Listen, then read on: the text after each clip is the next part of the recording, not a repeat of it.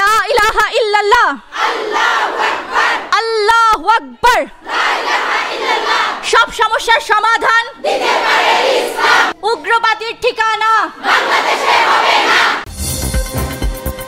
পশ্চিমা পলিসি আমদানি করে বা কিছু কমিশন গঠন করে নারীর প্রকৃত মুক্তি ও নিরাপত্তা নিশ্চিত করা সম্ভব নয়।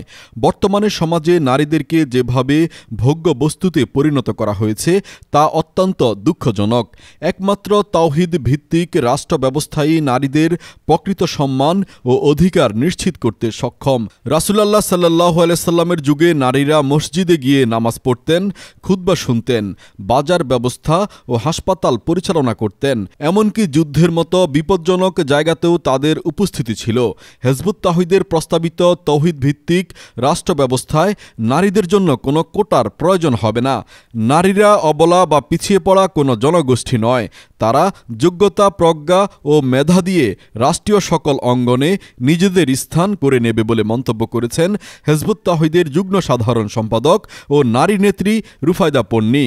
শনিবার সকালে ফেনীতে তাওহীদ ভিত্তিক রাষ্ট্র ব্যবস্থায় নারীদের অধিকার শীর্ষক আলোচনা সভা অনুষ্ঠানে প্রধান অতিথির বক্তব্যে তিনি এসব কথা বলেন। তাওহীদ ভিত্তিক আধুনিক রাষ্ট্র ব্যবস্থার রূপরেখা আমরা এখানে এটাই তুলে ধরেছি, যে সমাজটা তাওহীদের উপরে ঐক্যবদ্ধ হবে, যে সমাজের ভিত্তি হবে তাওহীদ অর্থাৎ আল্লাহর হুকুম দিয়ে পুরো সমাজটা পরিচালিত হবে, সেই সমাজে নারী নীতি কী হবে, অর্থনৈতিক ব্যবস্থা কী হবে, শিক্ষা ব্যবস্থা কী হবে, সেখানে আইন আদালত কিভাবে চলবে, সেখানে বিচার ব্যবস্থা কী হবে, সেখানে সামরিক নীতি কী হবে, সম্পূর্ণ রূপরেখাটা আমরা এখানে তুলে ধরেছি। তো এই রূপরেখাটা আমরা আমাদের ইন্টারিম গভর্নমেন্টে যারা দায়িত্বে আছেন তাদের কাছে আমরা দিয়েছি।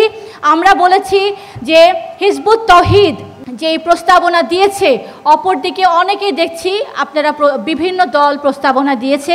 আমরা বলেছি আপনারা যতই প্রস্তাবনা দেন, আপনারা যতই সংস্কারের চেষ্টা করেন, আপনারা শান্তি আনতে পারবেন না। আল্লাহর দেওয়া বিধান ছাড়া পৃথিবীতে শান্তি আসবে না। আজকে এই মানবরচিত বিধানকে বাদ দিয়ে আবার আল্লাহর দেওয়া বিধানকে প্রতিষ্ঠা করাই হচ্ছে আপনার আমার প্রত্যেক মুমিন মুমিনার দায়িত্ব, কর্তব্য। হিজবুত তাওহীদের ফেনী জেলা নারী বিভাগের পক্ষ থেকে শনিবার সকালে জেলা শিল্পকলা একাডেমি মিলনায়তনে সহস্রাধিক নারীদের উপস্থিতিতে এই সভা অনুষ্ঠিত হয়।